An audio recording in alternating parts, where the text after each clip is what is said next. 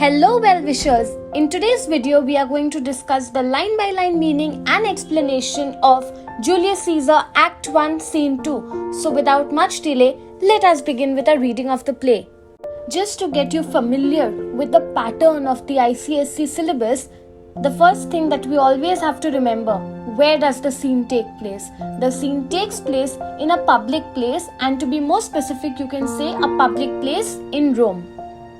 Now just to get you familiar, Act 1 Scene 2 of William Shakespeare's play Julius Caesar takes place in a public place, we already know that. Now in this scene, we will see how a soothsayer warns Julius Caesar of the Ides of March, and Cassius tries to persuade Brutus to join a conspiracy against Caesar. The scene begins with Caesar's victory parade through the streets of Rome. He is accompanied by his close friend Antony, his wife Calpurnia, and a group of followers. So as the scene begins, we see Caesar calling out to his wife Calpurnia, to which Casca over here in this particular scene is trying to tell everyone to be quiet because Caesar, the ruler, is talking now. Again Caesar calls out to his wife, calling out her name Calpurnia, to which Calpurnia answers back that yes, here I am, my lord, don't get worried, I'm just here, just beside you. Then Caesar instructs Calpurnia that you stand here directly in the way in which Antony is going to run, and he calls him Antonius. He says that Antony is going to be running just in this way and you should stand in the path over there, to which Antony replies and he agrees that yes Caesar, yes Julius Caesar, I'm going to follow your instructions as given. Now to this Caesar replies that don't forget, he's telling Antony, he's giving Antony an instruction saying that please don't forget that when you're running, you should touch Calpurnia, because it is a saying by the elders, the ancestors, the elders, they have often said that whichever woman is barren, if she is touched by the one who runs this holy course, the curse of barrenness or infertility is removed from that particular person.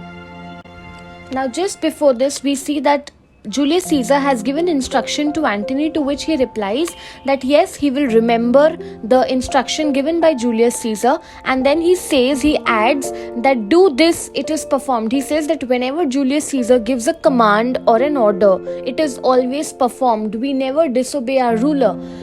Then Caesar once again says, set on and leave no ceremony out. That is, he tells that you proceed with your task of running and make sure that you do not miss out on any of the details. Next we see a soothsayer. He comes up and he calls out the name of Caesar.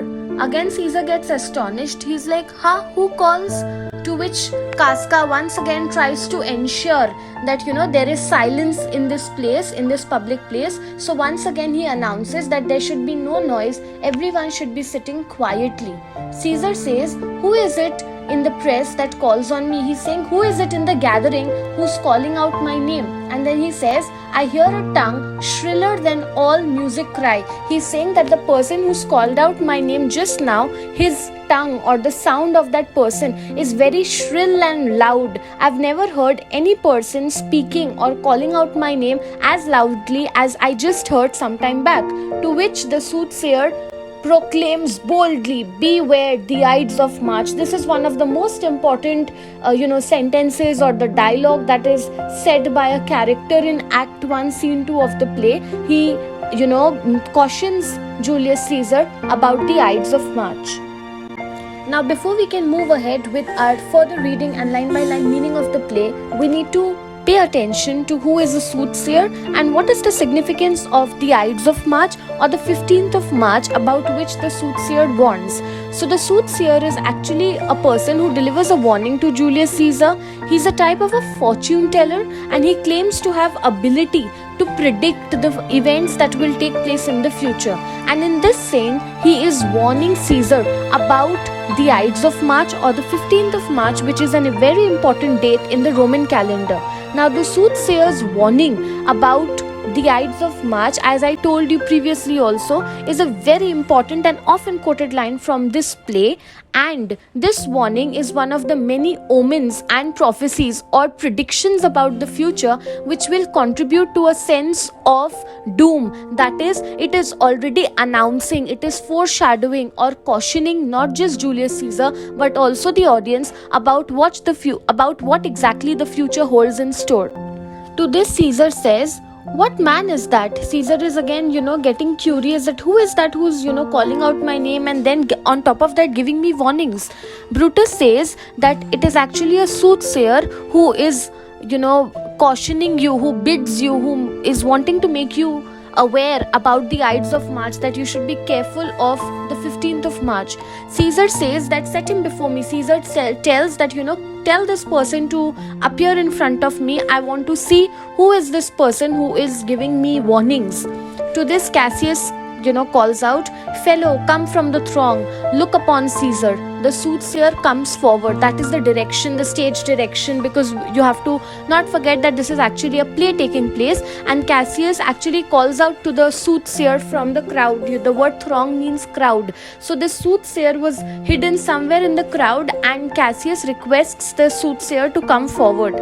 Caesar now, comes face to face with the soothsayer and asks that, "What are you saying? Talk again, speak again, tell me what is it that you were telling me, shouting from the crowd over there." Soothsayer just repeats the same dialogue once again, "Beware the Ides of March." Now Caesar gets a little irritated, obviously, because soothsayer is not elaborating on what he's meaning to say. He's just going on repeating the same sentence again and again, and Caesar dismisses this warning by the soothsayer as unimportant, and he says that he's a dreamer. Let us leave him, pass. He says that, let us not give importance to what he's trying to say and let us move away from here. And then the stage direction is all but Brutus and Cassius exit. Cassius now requests Brutus that would Brutus on his behalf go and see whether all the arrangements for the, ceremony have been made properly or not. So Brutus says not I. Brutus does not want to go and look into it. Cassius again requests Brutus that I'm requesting you, I'm praying to you, please go ahead. Brutus says, "I'm not gamesome. I do lack some part of that quick spirit that is in Antony." He's saying that he's not in the mood to play games, or he's not interested in this whole situation right now, and he does not have that same liveliness, that same energy, that same spirit which is supposed to be there right now in Antony. And he's saying that I know that you, Cassius, you have the wish, the desire to go ahead, so I will not stop you carry on, but I don't want to go anywhere. To this, Cassius says that he has been observing Brutus very recently, and he has seen that Brutus is not showing that same kind of friendship and love that he would show previously to Cassius. And he's also saying that Brutus has become very stiff, very stubborn, and he's acting very strange despite the treatment that he's supposed to be giving to his friends. That warmth that seems to be lacking in Brutus now is what Cassius says. The next speech of Brutus is very important because he's telling Cassius that be not deceived, don't have a mistake or don't be mistaken. If I have veiled my look, I turn the trouble of my countenance merely upon myself. That is, he's saying that I have purposely been expressionless. I'm not showing, or I'm not reciprocating the love that I have for you because I'm having some trouble. There are some thoughts which are going on in my mind. He's vexed, he's worried, he's troubled about thoughts which are conflicting. They are the thoughts which are opposing each other, and because of that he's not sharing this with anyone else, but he is having an inner turmoil. He's having an inner dialogue with himself constantly about the thoughts which are opposite to each other, about which thought A or thought B, which thought is more accurate, more correct at this time. And that is the reason why he has become this cold, and he's not being able to share that same warmth of friendship that he had with Cassius. he is not wanting to trouble his good friends, and then he's looking upon Cassius and he's telling that don't think that this neglect is because I don't like you, but there is a trouble which I'm having with my thoughts, and I'm not wanting to share it and pass on the trouble of my thoughts with pass it on to you, and that is why I'm behaving in this way. So you be patient till I'm able to resolve this inner problem that I'm going through, and I'm trying to overcome my own thoughts. Now to this, Cassius says that I'm very sorry that I misunderstood your thoughts and feelings. I'm sure that you are genuinely my good friends, and that is why I was becoming worried about it. But I hope if there is something that is there in you, that you can share any ideas which you think are important and worthy enough to be shared with me, then could you please share it with me. And along with that, Cassius says that I also have some important thoughts which have been going on in my mind, in my inner self, and I would want to share it with you. And then he says, tell me, Brutus, can you see those thoughts which are there on my face which I'm wanting to communicate it to you? So Brutus says that no, he is not being able to understand what is it that Cassius has that he's wanting to communicate to Brutus. Now at this point we see Cassius, who is provoking Brutus against Caesar, and he's saying that it is actually a matter of great regret that there is no one who can serve as a mirror to you, to show you how good you are, that your inner qualities, your inner worth, your value is very high, but there is no one who's going to be a good friend to you and will be able to mirror or to hold the mirror and show you what your inner worth is exactly like. And he says that there have been times in the past where he has come across many people except the godlike person, the most noble person like Caesar, who has shown the mirror to other people and tried to show or make the self-esteem of that person rise. But Caesar is very godlike. He's too full of himself, and he does not consider his friends or try to show them their real worth or value whenever their friend is feeling low. Now at this time, Brutus says that you're leading me into a dangerous situation where you're trying to want me to think about my inner qualities which I actually think I don't possess. So why are you trying to show me that when I do not think I possess those good qualities which you are being able to identify and see in me, but my dear friend Caesar was not able to see in me? Now at this time, Cassius tells that Brutus, you please be prepared. You have a tendency that you are never able to realize your own true worth, and you always need someone to show it to you. That happens with most of us. Even with me, that would happen that I'll understand myself better if someone tells it to me from the other side. You get another perspective about yourself. So he says that he is going to be the mirror, and he will be telling what are some of the qualities which Brutus possesses, but he too is not aware about it. And that is why he says that at present times you are quite ignorant. Then he says that Brutus should actually believe Cassius's words, because he says that were I a common laughter, or did use to steal my ordinary oaths my love. He's basically saying that if I were a person who is a jester, a joker, who generally cracks jokes on other people, you would not have taken me seriously. But I'm not a person of that kind, and I never have in the past done things where I have tried to show my loyalty and friendship to someone and gone and backbited about that someone, or behind that person's back I have spoken against that person. He claims that he's never done this, and that is the reason why Brutus should believe Cassius. Another reason he gives is that in the past until now he has never gone and flattered another person. He always tells what is the reality as it is. He never tries to praise someone, to please someone for his own personal motives. And because of these three reasons, he tells that Brutus should believe the praise that he is getting from Cassius. Now at this time they flourish and shout, that is that their discussion comes to an end, because there is a sudden shouting which is heard in the background, to which Brutus gets a little shocked, and he says that what is the reason, what means this shouting, what is the reason that people are shouting? And then he says, I do fear the people choose Caesar for their king. And see how he's using the word fear over here. He is a friend to Caesar, but he is fearing that people have chosen Caesar as the king. So therefore it shows that the doubts that he was having about Caesar becoming the king are actually true, because if he had been a real friend, or if he had genuine thoughts, he would not have had fear, but he would have on the other hand been happy. But he's fearing that people have chosen Caesar to be the king. And even Cassius is able to catch the use of words the choice of words that Brutus makes use of at this time, and he says, do you fear it? Then must I think you would not have it so. He's saying that if you too are fearing that Caesar has become the king, that means you too don't want Caesar to become the king at this moment. Now at this time you see that Brutus is understanding that Cassius has been able to understand what is that cause of inner turmoil that is going on in the mind and heart of Brutus. So that is why he says that no, I still love my friend Caesar a lot, but why are you holding on to me over here so long? If it is for the sake of honor, then I'm ready to listen to you, because remember, for the Romans, honor was of utmost importance.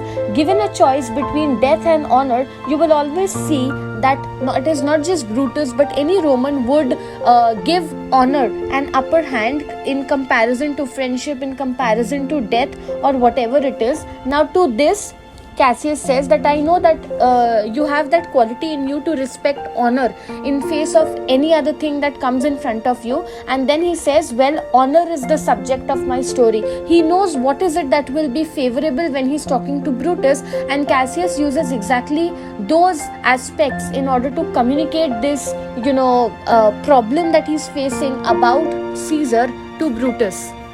And Cassius says that, see, I'm like a normal man, like any other man. For me, myself, you, or Caesar for that matter, we are all on the same plate, we are all on the same line. So technically there is no reason that I should hold another person in awe just because he's become the leader right now. I was born free as Caesar, so were you. So he's saying that just as I am free, Caesar is also a free person, so are you, Brutus. We both have fed as well, and we can both endure the winter's cold as well as he. He's saying that we three, we all eat the same kind of food, we all have the same capacity to bear the winter cold. So there is no reason for us to be discriminating among ourselves.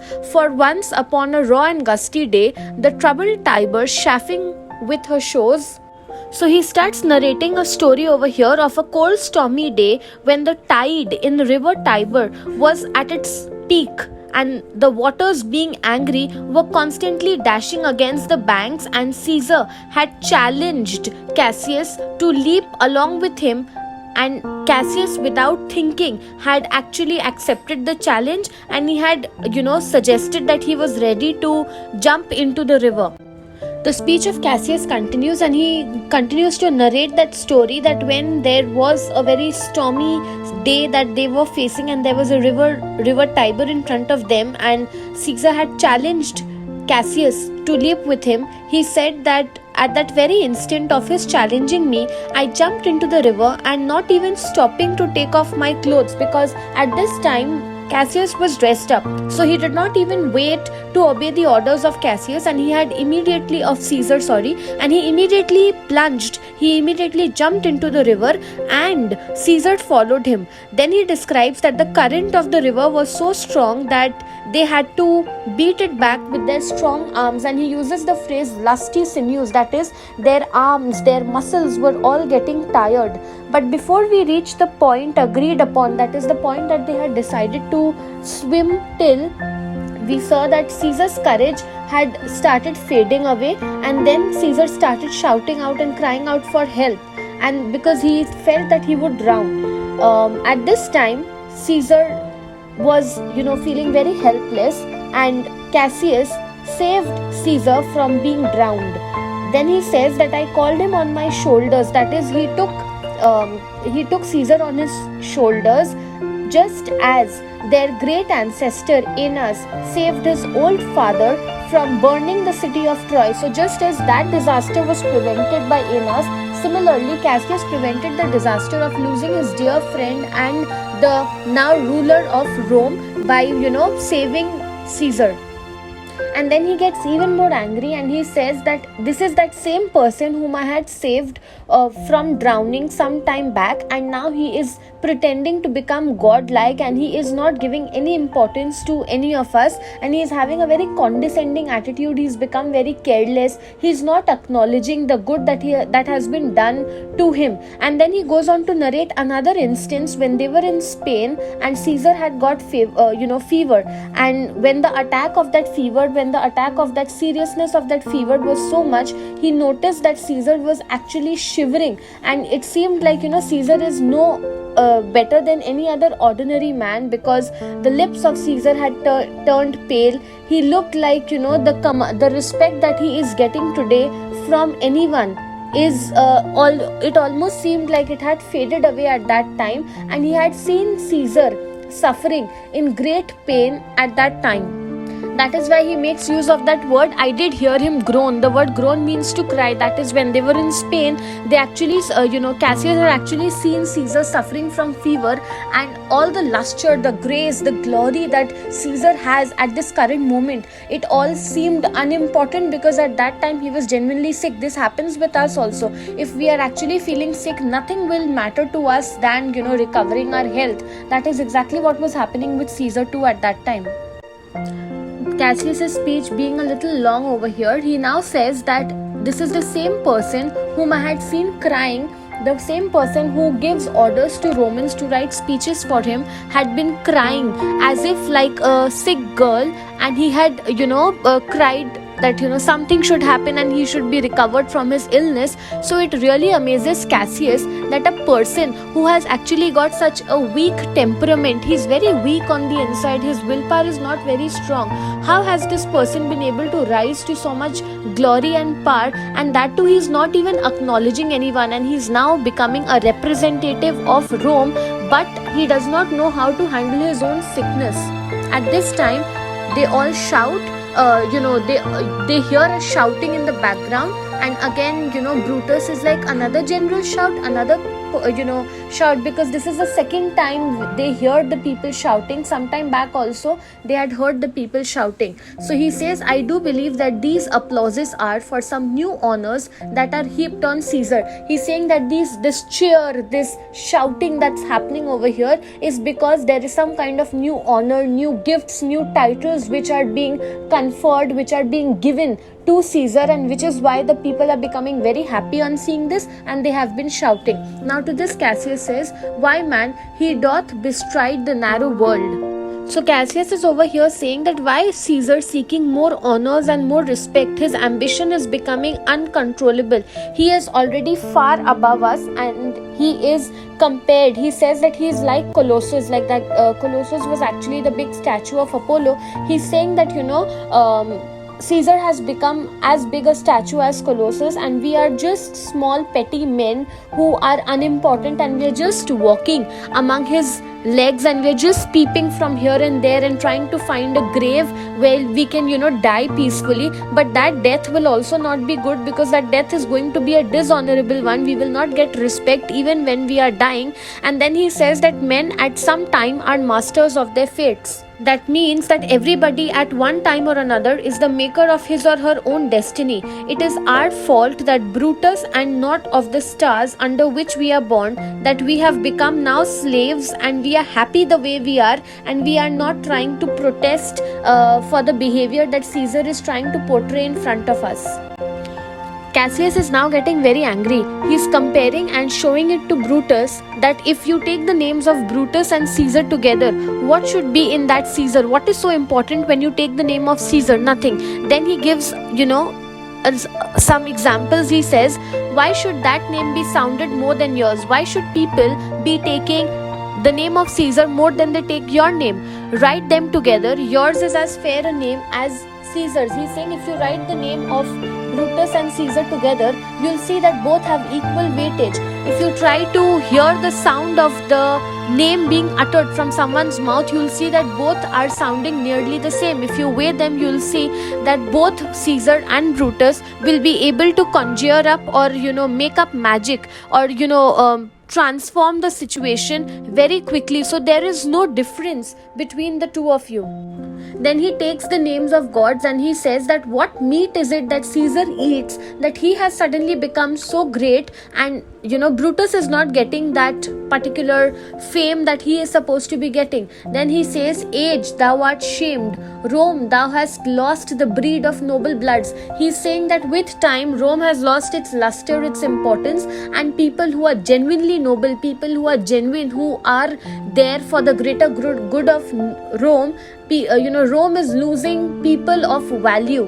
When went there by an age since the great flood, but it was famed with more than with one man.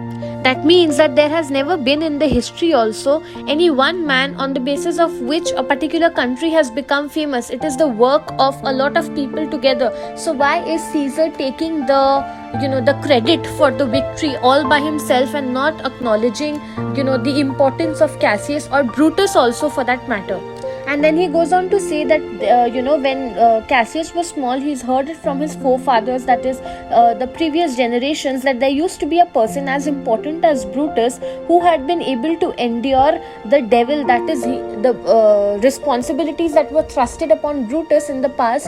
Brutus was also, there was one Brutus who was able to carry out those responsibilities equally well. So why is all the fame, all the glory and importance now being conferred only upon Caesar? What is wrong with the minds of people that they are not being able to understand who is true and who is just trying to make a show of himself?